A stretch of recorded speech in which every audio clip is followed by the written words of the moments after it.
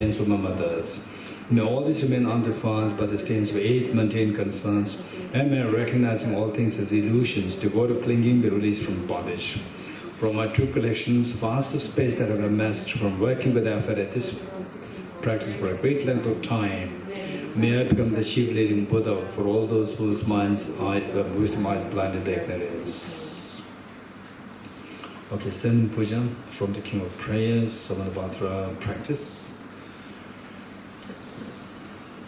I bow down to the youthful Arabian Geshe, you lions amongst humans, gone to freedom in the present, past, and future, in the worlds of 10 directions. To all of you with body, speech, and sincere mind, I bow down. With the energy or aspiration for the Bodhisattva way, with a sense of deep respect, and with as many bodies as atoms of the world, to all you Buddhas visualize as real, I bow down. On every atom of Buddhas, numbered as atoms, each amidst a host of Bodhisattvas. I am confident the sphere of all phenomena is entirely filled with the Buddhas in this way, with the infinite oceans of praise for you and oceans of sound from the aspect of my voice. I sing the breathtaking excellence of Buddhas and celebrate all of you gone to dust.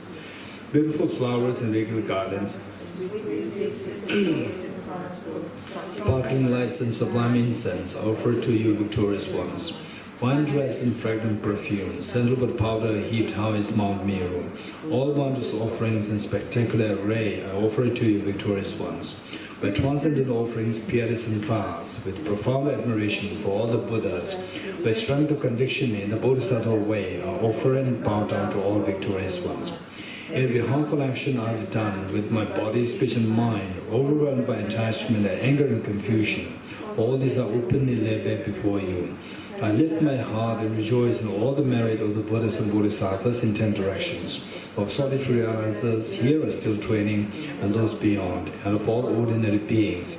You who are the bright lights of worlds in 10 directions, who have attained the Buddha's omniscience through the stages of awakening, all you who are my guides, please turn the supreme wheel of Dharma. With palms together, I earnestly request you who may actualize Parinirvana. Please stay with us for aeons numberless as atoms of the world, for the happiness and well-being of all wanderers in samsara. Whatever slight merit I may have created, by paying homage, offering and acknowledging my faults, that the Buddhas teach, are now dedicate all this for the full awakening of all beings. Okay, mantra offering. Imagine that all the Buddhas and Bodhisattvas are in front of you, and we are making offering of everything good that you have, that you can think of in this universe, in this world, in this universe, offering them to all Buddhas and Bodhisattvas. And you, your family members, your 2 parents, your children, everyone, they joins you, and all sentient beings, they also join you to make this offering to all Buddhas and Bodhisattvas, so that your mind is going to be enriched with the merit, which allows you to prepare for the journey towards enlightenment, for awakening. This ground anointed with perfume, strewn with flowers, adorned with Mount Meru, the 4 continents, the sun and the moon. I imagine this as a Buddha filled on orphanage. May all sentient beings enjoy this pure land.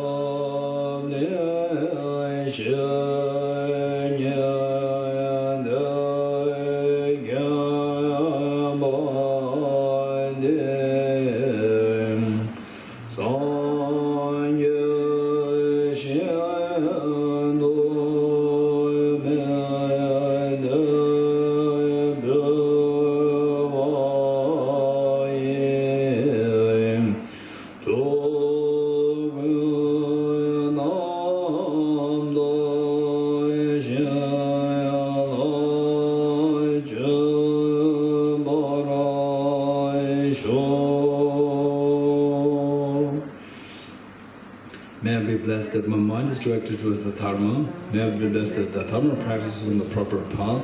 May I be blessed that the path is free of flaws. May I be blessed that the flaws are seen in the light of exalted wisdom. Becoming frustrated with ignorance that grants the true existence, please bless me with genuine renunciation. seeing all aspects of samsara as vicious and repulsive. Please bless me that my mind stream overflows with the precious bodhicitta that cherishes others more than myself.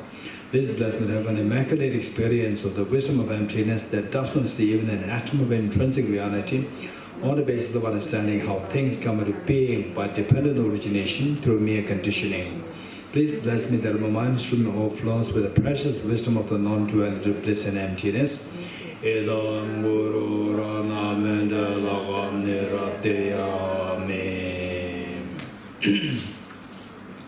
Okay, foundation of all good qualities. So the practice, which is also known as the Lamrim practice, which is so popular in Tibet since the time of Adisha Dipangara Shrigyana in 11th century. So what Lama Tsongkhapa compiled here, 14 verses, this very concisely constitute the Lamrim practice. Lamrim meaning the practice of the graded path, how we should be following the Gati, Parakati, Parasamadhi, Bodhiswaha. And these points, if you can keep in mind well what these points are, so we see that finally within this, just 14 stanzas, we see that everything is intact there. Okay, with this mind, that's the practitioners, meaning people who spend time, say like at least like 8, 9, 10 hours in meditation on Lamrim. What they do is, of course, daily, whatever's here is being practiced all together, generally speaking. Then the emphasis on one point. For example, stanza 1, just about Guru devotion. So first the emphasis on this part, of course, reflecting, meditating on other points also, but with the emphasis on the first part, just the first part. When one gains quite a good experience of the first one, then they move to the emphasis on the second part. For example, say the impermanence of the preciousness of human birth, again, the meaningfulness, the preciousness of this birth, how this birth is so rare to find, and so forth. Just focus on this meditation for like weeks, months, just focus on this. Of course, with the practice of other things. Then when they gain quite a strong experience, then move to the third, like this precious human birth is so precious, yet it is impermanent in nature. We can lose it very quick, very soon we can lose it. So therefore, a sense of urgency is built. So like this is how the practitioners they do. And His Holiness the Dalai Lama comes with the same. Of course, His Holiness follows this, plus His Holiness, he's more keen. Of course, His Holiness is just the unanimous amongst the great scholars and the great practitioners. That the same, first you have to gain the conviction in all the points, particularly the conviction in the later points like emptiness and the Bodhicitta.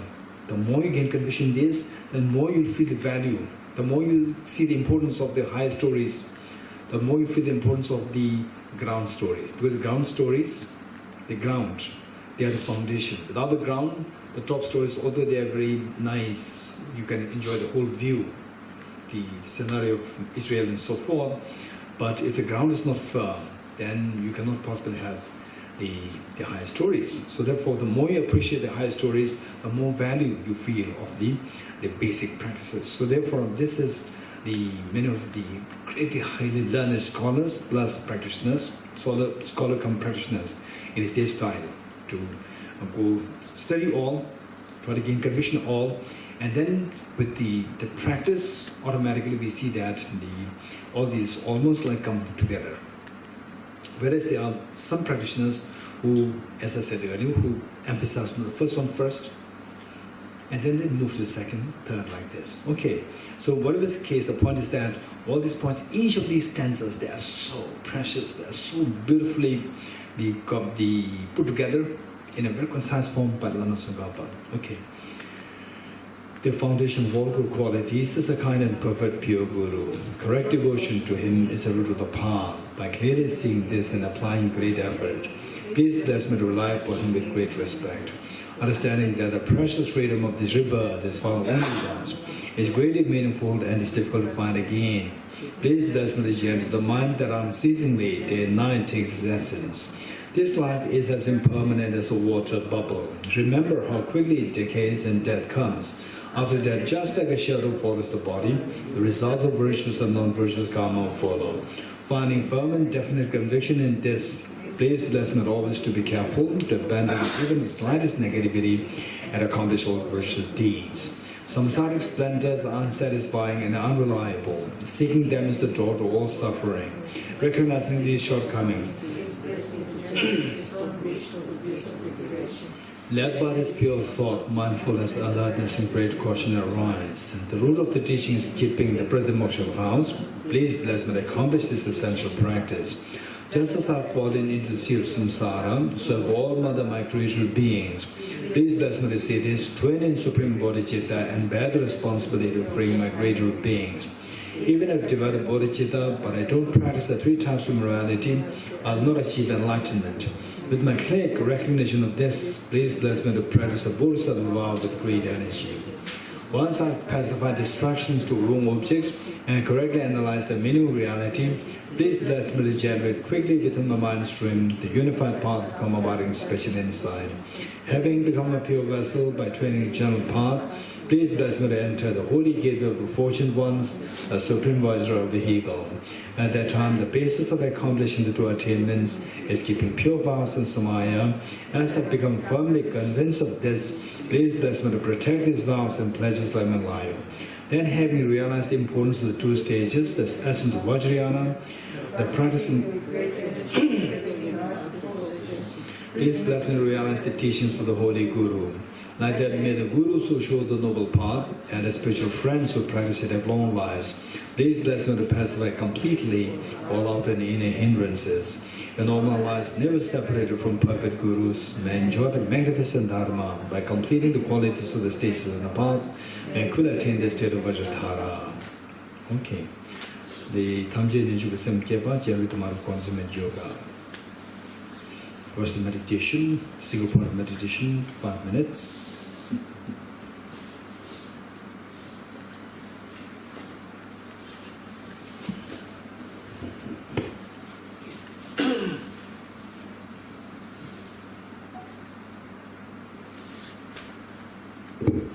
Okay, very quick reminder of the 4 points. Body posture, verse number 2. Focal point, number 3. Identifying the errors of meditation, number 4. Applying the remedies to overcome the errors. Very good. Okay. The body posture is fine. Body posture, most important thing, the eyes not closed, eyes half open, 4 to 5 degrees cast down, and the body upright. That's very important. Okay, these 2 points. And then breathe naturally. Keep your body flexible. Body flexible. And number 2, focal point. We're going to meditate on. There are so many versions of focal points. It's not that one is correct, one is wrong. So they're all correct, provided they're all coming from the standard tradition. So with this in mind, on the focal point, what we are choosing here is the tiny dot, white dot, 1 mm or 2 mm in diameter between nose and upper lip. And multitasking, count of breath, breathe in, breathe out, cycle 1, breathe in, breathe out, cycle 2. We're going to do this for 5 minutes. And in 5 minutes, depending on the length of your breath, in some cases it can be 60 cycles, in some cases 70, 80, 90, 100. And of course, not more than like 110. Okay, if it crosses 110, then if you are really sure it's like 100 cross 110, it must be some health issues. Otherwise, generally speaking, it is between 60 to 100. Then identify the errors of meditation. Errors, generally speaking, two: mental excitement and mental activity. And the application of the remedies to overcome the 2 errors: introspection and mindfulness. Okay, so more specifically, if you see that your mind is getting scattered, you cannot really control it, your mind is scattered here and there, then it is advised to move the focal point, the dot from the nose and from the between the nose and the upper lip. From there, you move it to the navel, down. When you move the focal point down, then what happens is that the mind, activated mind, slows down. So therefore, mental distraction will slow down. And if your mind becomes lax, if your mind becomes heavy, lethargic, lax, then you visualize this tiny dot to be very bright. And if it becomes, you can't really control it, it's going too down, then you can move it. Your mind becomes so lax, and you shake your body with the blood circulation.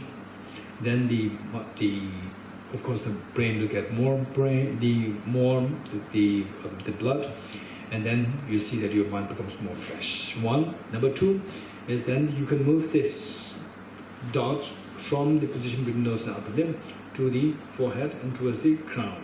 So higher, mind becomes more fresh. Okay, and then you should visualize that very bright. Okay, there are several tips in more specific form. Okay, with this mind, 5 minutes, ready.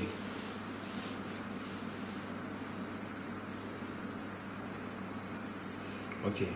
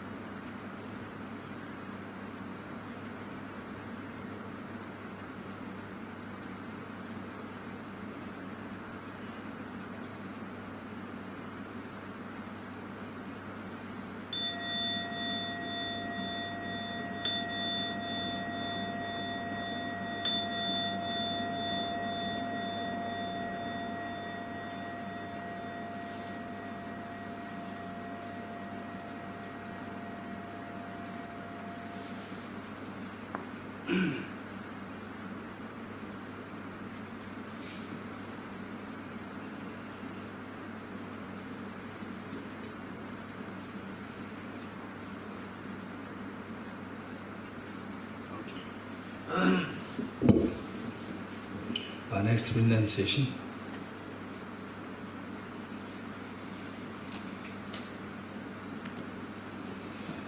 Now for the renunciation, we are going to do on the basis of the 4 seals. Okay,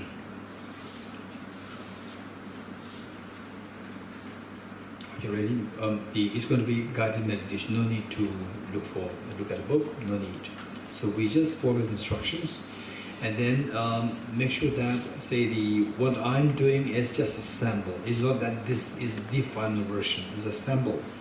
So the point is that eventually, each one of us, we should be able to do the meditation 4 seals by ourselves. In which case, we should be creative. We should be creative, and particularly point number 1 and 2. One should be extremely creative. Creative meaning you should be able to bring in the experiences, your life experience, then what you've read from the books, what you've seen, what you've heard.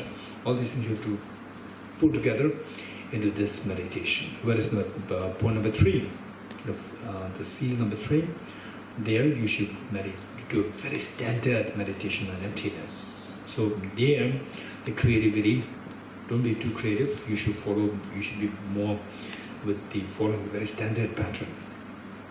Okay. And with this, first on the renunciation. Renunciation is to renounce the miseries. It is not to renounce the happiness. And what exactly is renunciation? So this will come at the end of the point number 4, seal number 4. To renounce the miseries of the causes, to renounce the miseries, and we need to know how the miseries arise. Om Yedarma Hedu Prabhava Hetum Deshan Dadagado. What are the causes of the miseries? From where the miseries arise, and then see how to get rid of the cause of the miseries. So from this, the best way by which to do so is with the help of the 4 seals.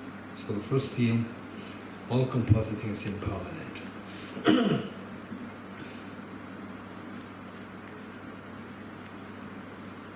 Beautiful childhood. It is some very memorable childhood days that each one of you experienced. It was gone. It is already gone and will not come back again. That's for sure. That's impermanence.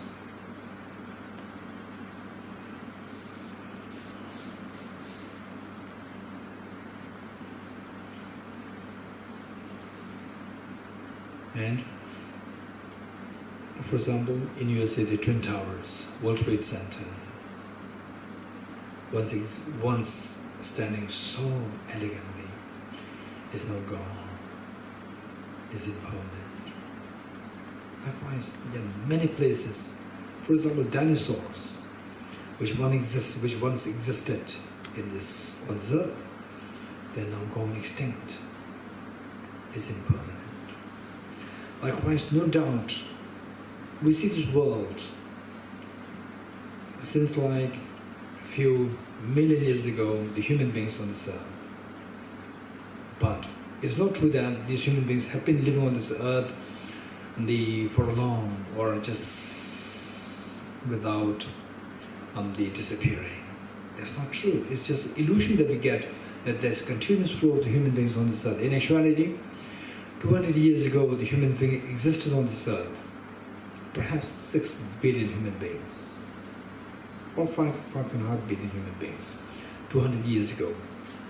Today, not even a single person is left. Young, old, educated, uneducated, rich, poor, girls, boys. Everyone is gone. That's 100% sure. Everyone is gone. Not even a single person is left today. Today, if we see somebody of the age 117, 120, we see that that is the longest living human being on earth. Which means somebody who lived 200 years ago, they're all gone. Not even a single person left today. That is for sure. Likewise, 200 years down the line in the future from today, the 7.6 billion human beings on this earth today, not even a single person will live dead. Guaranteed, 100%, including myself. We're all going to disappear at that point of time. That is impermanent.